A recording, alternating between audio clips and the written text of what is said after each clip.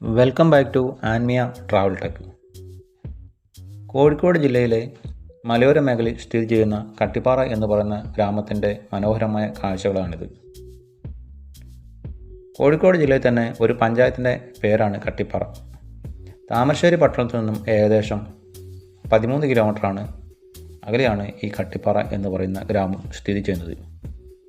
പേര് സൂചിപ്പിക്കുന്ന പോലെ ഒരുപാട് കുന്നുള്ള പ്രദേശമാണിത്. ഒരു മനോഹരമായ കാഴ്ചയാണ് കട്ടിപ്പാറ നിങ്ങൾക്ക് വേണ്ടി ഒരുക്കിയിരിക്കുന്നത്. കട്ടിപ്പാറ എന്ന് പറയുന്ന കൊച്ചു ഗ്രാമത്തിൽ നിരവധി വാട്ടർഫാൾസുകൾ സ്ഥിതി ചെയ്യുന്നുണ്ട്.